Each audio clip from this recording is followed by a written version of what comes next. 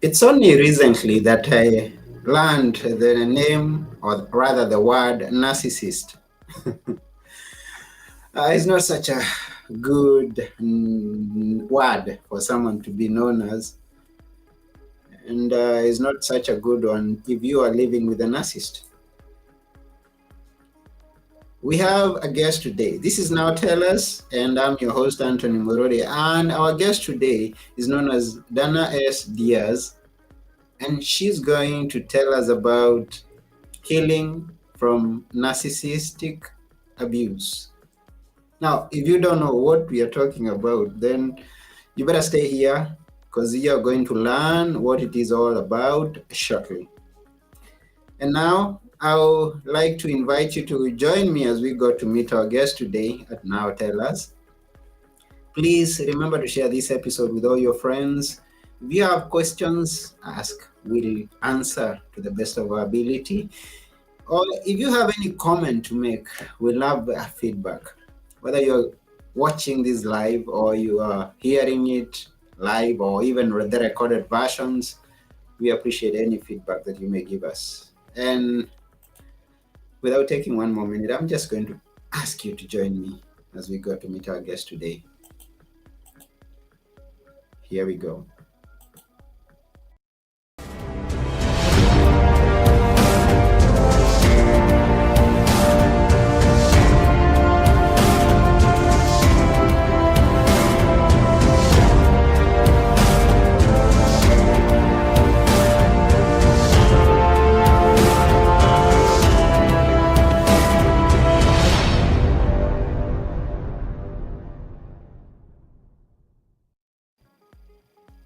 Hello, Dana. Hello, how are you? I'm fine. How are you? Wonderful. Thank you for having me. Yeah, good to have you at Now Tell Us. Thank you for coming. I'm happy to be here. Unfortunately, it's not the nicest topic to discuss, but it's one that a lot of people can relate to, unfortunately. Yeah, let's start by I just expressed the fact that I had not seen that word until I was old enough. I was Right. many years old. So what is that word? Narcissist. Can you spell it for us? Can you tell us what it is? I can. I did not know this was a spelling bee, but yes, narcissist, Narcissist. It's a terrible, terrible thing to be.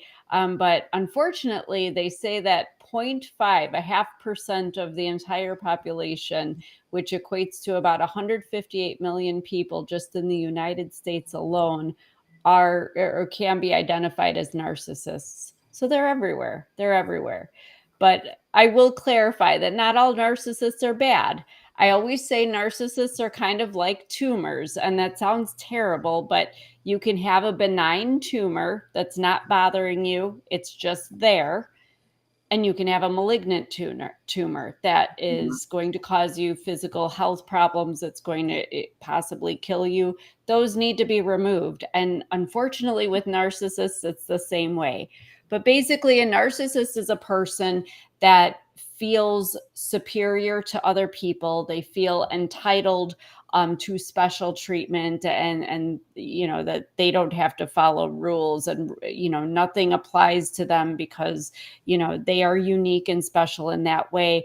But there's different types of narcissists, and there are some that are very, they brag and they're very direct about how they feel about themselves. They absolutely feel that they are the kings and queens, they are God's gift. They are, they almost should be wearing crowns and capes because they just think they're it, and everybody should bow to them, and they will tell you that. But then there's covert narcissists, which I've dealt with both. But the covert narcissist appears very humble, almost pitiful. Sometimes they're shy and introverted, but they still seek that appreciation and admiration, but they manipulate you, with this humble facade that they put on, so that you give them all this exaltation, so that it fills their ego to feel that superiority that they feel you should give them. They want servitude. But all narcissists, in one way or another, usually are trying to use you for some higher purpose, to meet their needs. You just don't realize it's happening, unfortunately, because of the ways that they go about it. They're very tricky about it. So when you're with a malignant narcissist, unfortunately, that's my specialty, only from being a victim of it. And that's where narcissistic abuse comes in.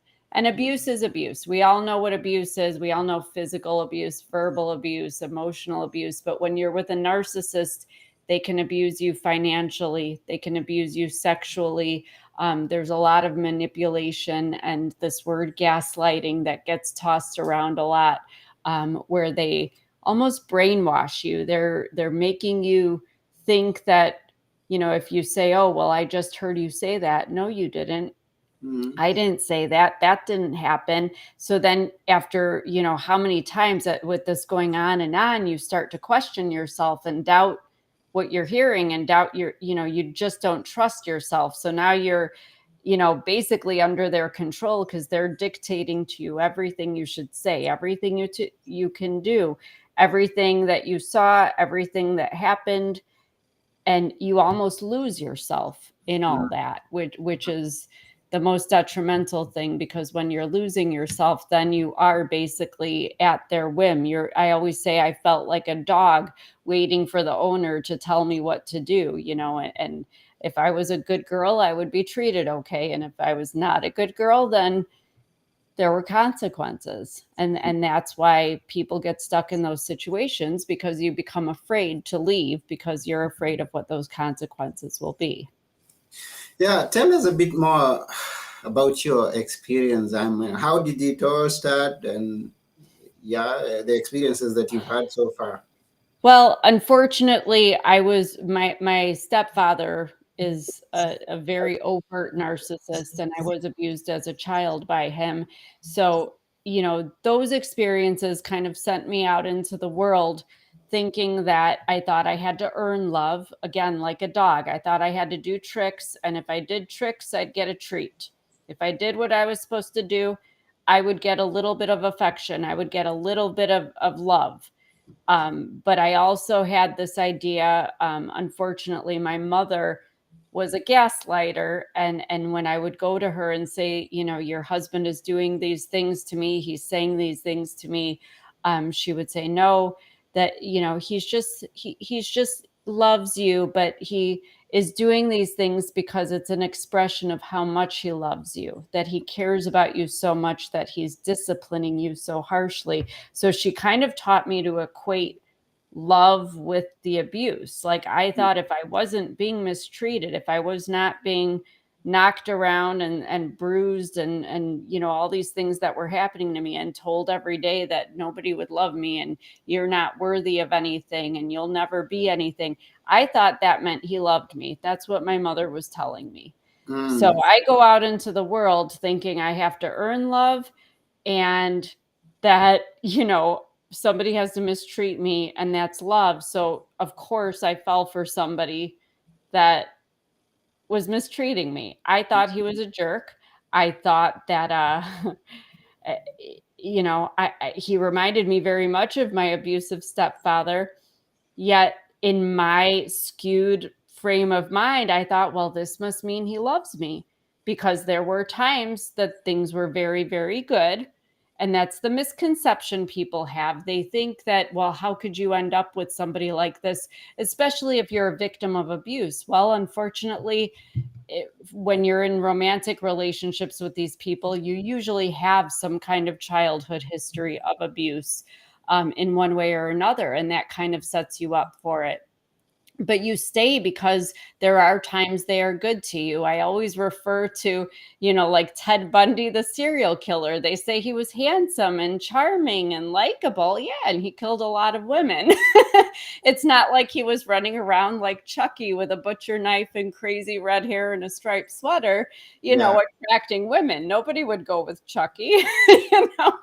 So these are people that are seemingly, these great people and we fall for them, and it's behind closed doors when this abuse is happening. Yeah. Wow, such an experience. Now we have viewers watching, and they are. We want to appreciate each and every one of you who's watching. Thank you very much. We have Mark Voss, and Mark has something that he'd like you to contribute towards or to talk about. First, he says, "Great talk," and he was wondering where the broad line is when it comes to the concept of everyone is using each other. There's no selfless act, etc., etc. It is not always clear, it seems. There's a difference between using and abusing. Yeah, between Yes. influencing and manipulating. Could you give your thoughts, share your thoughts?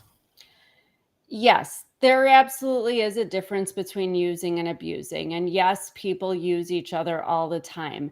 But when you are swinging a crowbar at somebody's head and threatening to kill them if they don't do something, and intimidating them to the point where they are fearful and doing things so that they are not physically harmed or killed, that is abuse.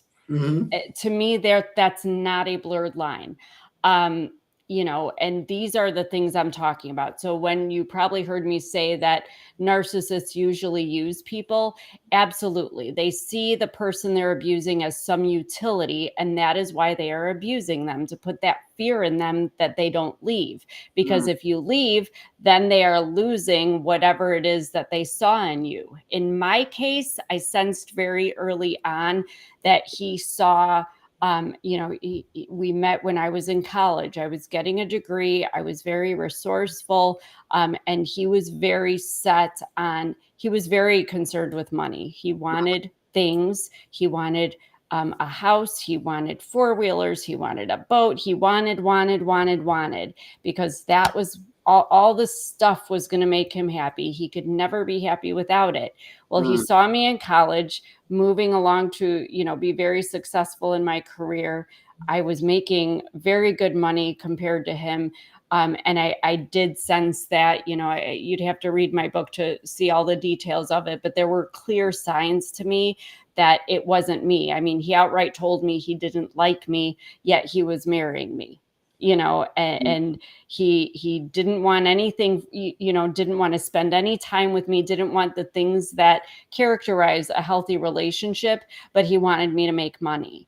And towards the end of our 25 years together, he outright said he was done working. He worked for 17 years.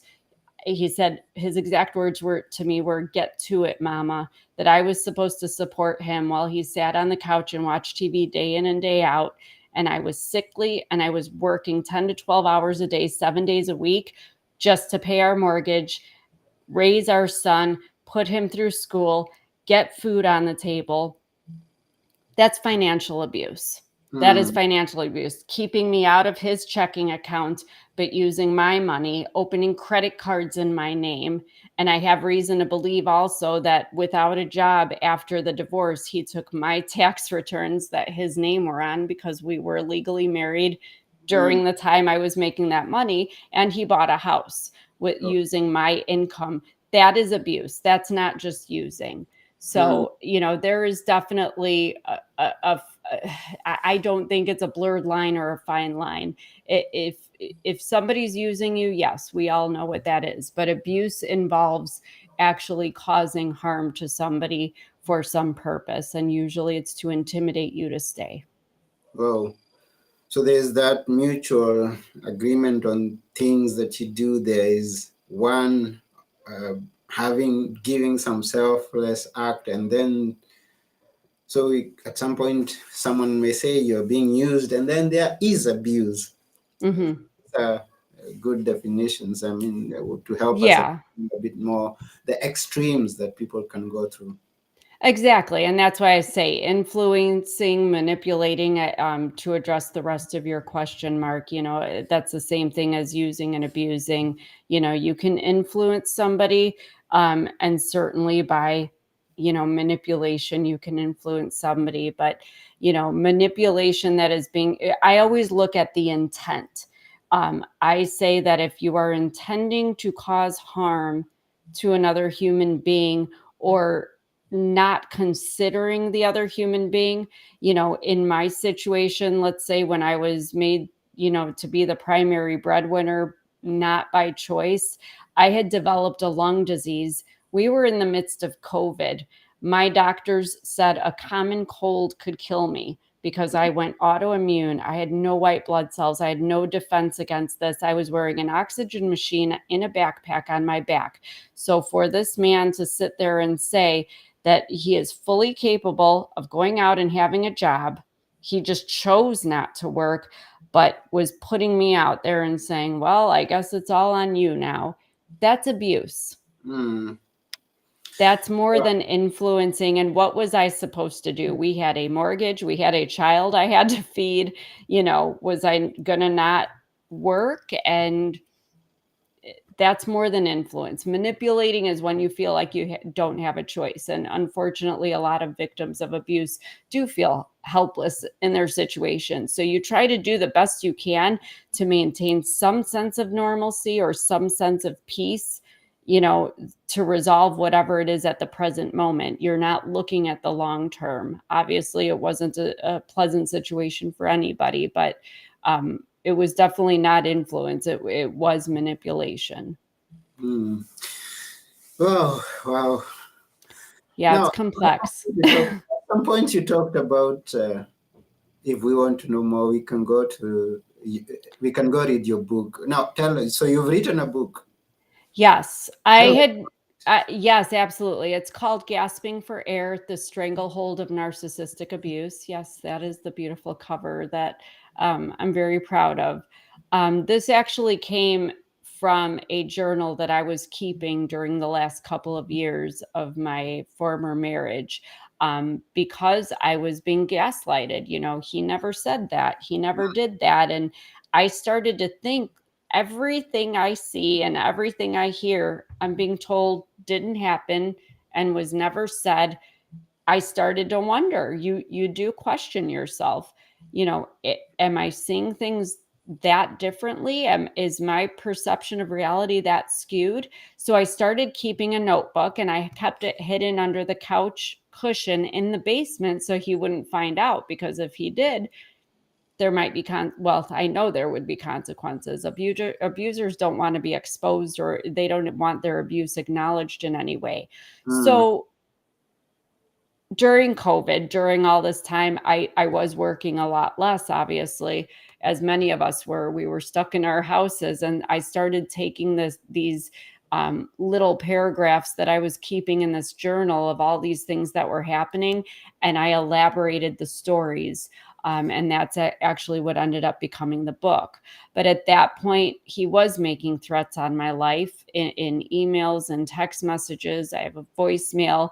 So I was worried that he was going to try to do something during this time of COVID and make it look like an accident, or, somehow it was just really, really difficult. So I thought, if I kept this record, then if something happened, people would know what was really going on, because nobody knew. And I mean, to this day, there are people that don't believe me because he is out. Again, I go back to what a narcissist looks like in society. They're charitable, they're generous, they look like normal people, they're humble, they can, they're funny. Nobody thinks that they're doing the things that they're doing behind closed doors. And that's what's so difficult for victims. Hmm. Wow. So people should go and get that book and read your stories. They get to know much more about your situations that you went through. Now we have Anje. Anje is saying that her son uses her and abused her. Does it mean he could be narcissistic? Use and abuse does not go together? This is what I always tell people. If you feel like you're being mistreated, you're being mistreated. Okay. We can put labels on all kinds of things. Does it mean he's narcissistic? I mean, narcissism is such a complex disorder. I can't speak to that without really knowing more about it. I would refer. This is Angie. Is that her name? Who just asked this question? I would refer you to my website, danasdiaz.com. I do have a quiz on there that will answer your question of whether you're being abused by a narcissist. But abuse is abuse at the end of the day. The thing about narcissistic abuse is that it's all encompassing. As a child, I was physically and verbally abused by a narcissist. So that is narcissistic abuse.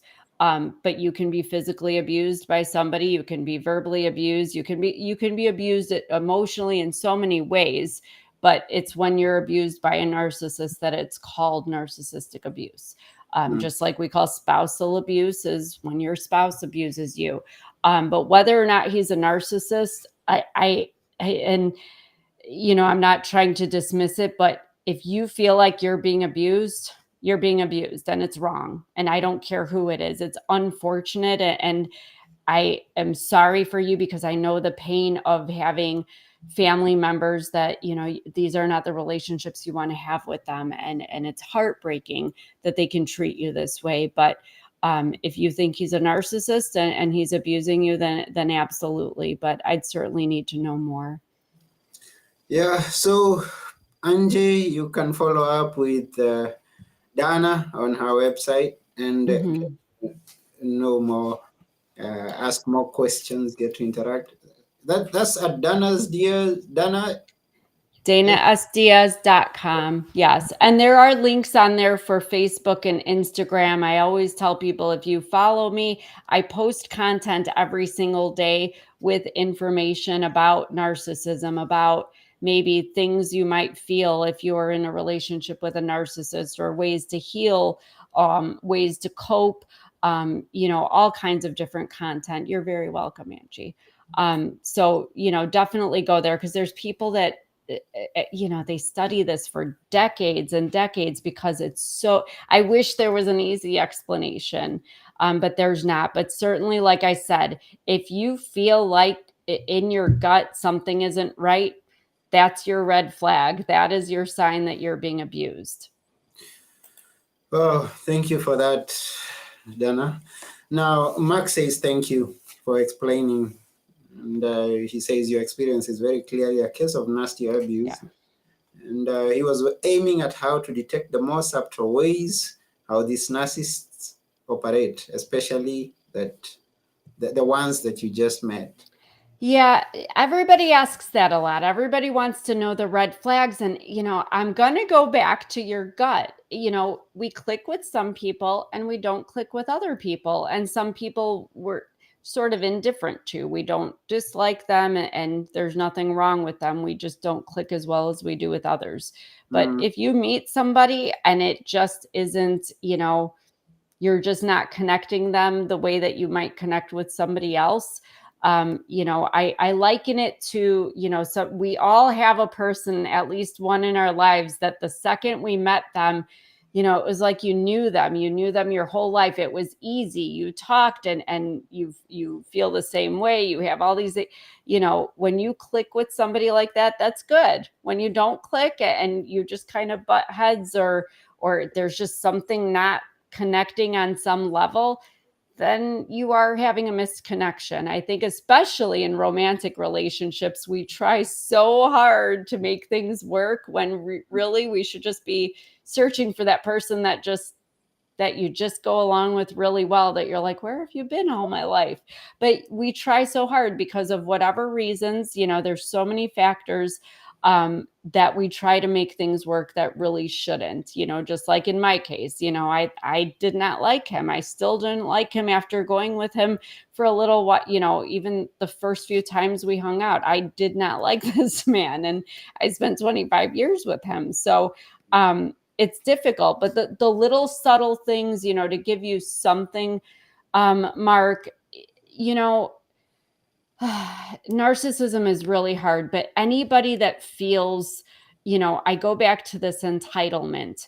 If they are, if you're out to dinner with them and then they're annoyed, and we all get annoyed at this, but like that server should be giving them water first, or they should be tended to first because they're special. You know, anybody that feels that they are above everybody else in some way, that is a clear sign of a narcissist. Now, if they're an abusive narcissist, I don't know, because I am not sitting here saying stay away from all narcissists. I am saying stay away from abusive narcissists, because I know a few narcissists that I actually love very much. They're not bothering anybody. They Mm, do think that they're entitled and superior, and that everybody should just admire everything about them, and that they look so good, and some of them really do. But you know, they're not bothering anyone with it. You can yeah. even sometimes laugh at it, but the ones that are, I always say, if they are intentionally causing you harm or being completely inconsiderate or rude, Mm, to achieve this sense of status, and that they're much more important than everybody else, that's probably a malignant narcissist, and you're probably not going to get too far with them, because they are the ones to watch out for. wow, thank you for that. Now we are curious, how did you get out of the situation and how are you dealing with it right now? Oh, Because that could well, help it was, help someone. yeah, it was a long, long, long haul. I wanted to be out of that situation for 15 years, but you know, I think no matter whether there's abuse happening or not, when you're in a marriage and your families are intertwined and you have a home and you have a life and you have children and all these things, so many things keep you. And I honestly thought that if I was better in some way, that I could make things better, because Mm, I truly believe in taking accountability. I knew who he was when I married him, but I thought if I could bring out a better side of him, if it, because he could be good, he could be nice to me, he just chose not to most of the yeah. time. Mm-hmm. So I tried, but by the end of, towards the end of our 25 years together, I actually became very ill. I was experiencing about 2 dozen different symptoms, from blurred vision, heart palpitations, stiff muscles, you know. And I should say I'm a healthy eater. I was a cross country coach, you know, so you know, healthy overall. But I Mm, was having so many neurological, cardiovascular, muscular problems, digestive issues, a lot of migraines and stomach aches, just like when I was a child going through that abuse. So, all these doctors, all these specialists, nobody could figure out what was wrong with me. Eventually, I got with Mayo Clinic. They determined that I had a rare lung disease called upper airway resistance syndrome. The doctor says it's like having COPD and fibromyalgia all at the same time. So you can imagine all of the things I was experiencing with this physically.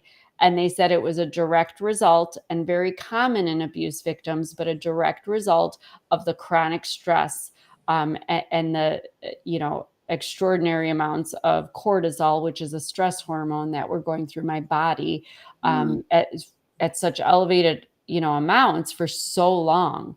And it was at that point that I just had to really think, like, you know, he has taken everything from me. I had no family or friends, because, you know, narcissists will isolate you so that they're the only influence in your life. He didn't want me reading. He didn't want me on the computer. I couldn't have any outside influence at all. I had a college degree in journalism, psychology. This man had me cleaning, you know, toilets and scrubbing floors for work, because I couldn't do anything that gave me any sense of accomplishment or joy, because then I might have a self-esteem and walk out on him. So, I mean, he had taken everything. So when he took my health, mm, that, I think, for me was the last straw. Well, I know it was. mm, So I chose to file for divorce. Unfortunately, I consulted with an attorney right before COVID, and then we went in the shelter in place. So I could not get a divorce. And I was stuck in the house with this man who clearly made it very clear he wanted to kill me. mm, When the courts reopened, I divorced him. He was most violent after. There were attempts on my life, but I am here still standing. And that was just almost 3 years ago. In about a week or so, it'll be 3 years since all that. But I am doing fabulously. And that is why I speak out to let people know if you can get out safely. I mean, assuming your life is not in danger and you can get out, I promise you there's another side. I am not scrubbing toilets anymore for work. I am using my degree in journalism and psychology with my new mission, as a voice for victims of abuse. I have published a book. I am in the process of publishing the prequel and the sequel to the book. So the prequel will talk about my childhood abuse growing up, and the sequel will talk about the aftermath of the divorce and remarrying, because I am happily remarried to a longtime friend. And Oh. my health has improved Mm-hmm. because I'm safe. I don't feel, you know, I always felt this dread. I couldn't sleep at my old, in my old house in that old life, because I was hyper vigilant. I was always looking for threats, whether it was a look he gave me, a sound. I had CPTSD by the time I came out of it. So, now that I am in a safe place with a peaceful, gentle, kind human being that loves me every day and respects me and treats me like a person should treat another human being, my nervous system is calming. And so I've been able to, have healing and so through some therapy for the CPTSD, and things are really, really good. I even have been championing for people not to close themselves off after a relationship like that, because so many people, and I was one of them, want to go and hide and not get involved with anybody because maybe they don't trust themselves, or we just don't trust any other people Mm-hmm. after something like that. But I was fortunate, I'm married to somebody I already knew for many years. So the trust was already there. It had been established, but it has been tremendous the difference it is to have somebody speaking positivity into me every day and Mm-hmm. encouraging me and supporting me, and how much better my physical health is as a result, and how much better my mental health is as a result. It's just a stark difference. So I'm a firm believer in simple acts of kindness, because we can all choose to be kind to people. And there are people like some of these narcissists that are going to choose not to be, but you can choose who you surround yourself with. And just seeing the difference in my own physical and mental health, being with somebody who is so negative versus somebody who treats me so positively.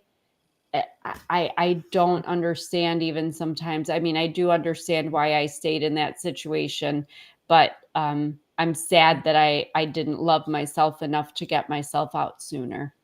Mm. It's quite a story. Yeah. Quite a story.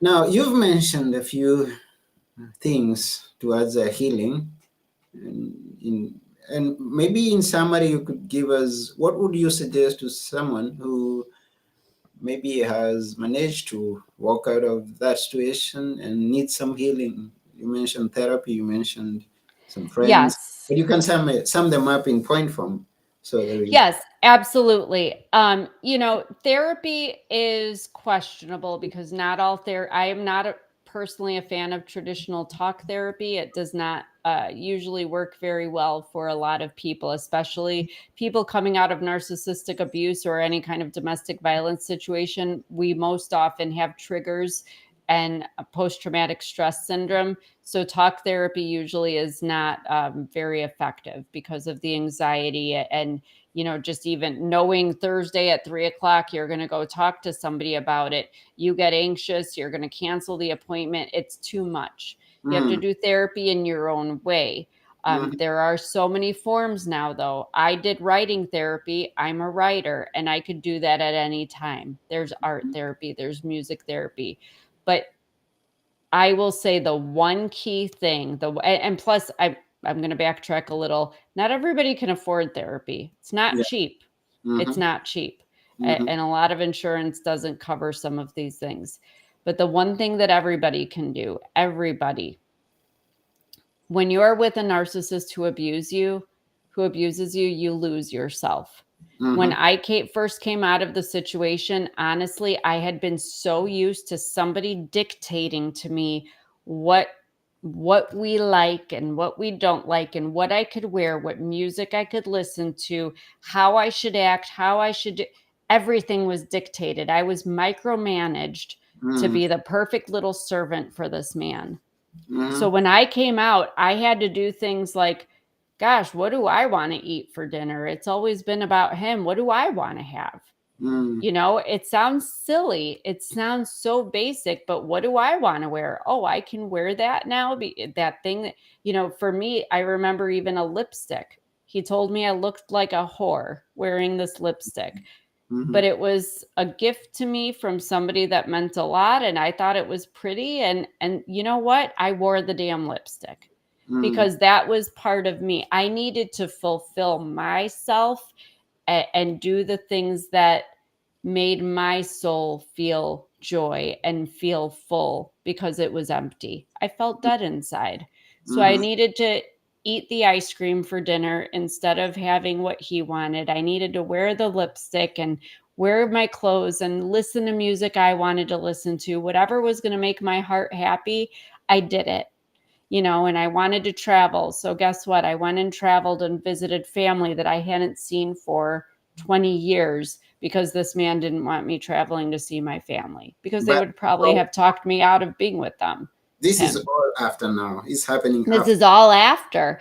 I Mm-hmm. had to find myself again. And I think that's the one thing that people need to do first and foremost is figure out who you were, get back to that person, whoever you were before whoever this is that did this to you, find yourself in those little ways. Paint your nails, go buy yourself a new dress. If you're a gentleman, you might not do that. Whatever it is, though, go play basketball with your friends, whatever it is, Mm-hmm. just do the things that make you happy. Because when you start putting, you kind of fill your soul with that positivity, then you can start to heal. Then go to the therapy. You'll be more receptive to it. But if you go into therapy or even just talking to friends to work things out in your mind, when you feel that dead and you feel that empty inside, it doesn't get you very far. You need to go back to who you were. So that's what I always advise people. Start with that, and that's easy stuff. Just ask yourself what's going to make me happy right now and do it within reason. I mean, what's going to make me happy right now is if I get on a plane and fly to like Punta Cana or something, but I cannot do that right now because I have commitments today. And, my husband might miss me, but, within reason, do what makes you happy. We all have things that'll make us happy. Just do it. Sure. Sure. Well, thank you very much, Dana, for that, for sharing your story, for My pleasure. even the ideas and tips that you have given to someone who could be going through that. We thank you. It's absolutely my pleasure. I just hope that if there is anybody listening that thinks they're in an abusive relationship of any kind, whether it's with a narcissist or not, I just want you to know that you really are not alone. You're not crazy. So many people go through it, and I know we're not allowed to speak up about it, but just know that if you decide to get yourself out of it, it will be okay. There are a lot of people rooting for you, and we're all here for you. So just know it'll be okay. Wow. Yes, just know that it will be okay. Meanwhile, please rush over to danasdiaz.com and connect with Dana for more. And remember to get her book because has a story that you would be good reading and enjoying. So that's about it for this episode of Now Tell Us. And we really appreciate you once again. Thank you for coming. Thank you so much for having me. Yes. We also thank you, our viewers and our listeners. Whatever it is that you are going through, we wish you all the best. And we wish that you come out of it smiling. And that's about it for today. Thank you. This has been Now Tell Us. I have been your host, Anthony Morore, and together with our guest today, Dana S. Diaz, we're saying bye for now Bye. and all the best. Bye.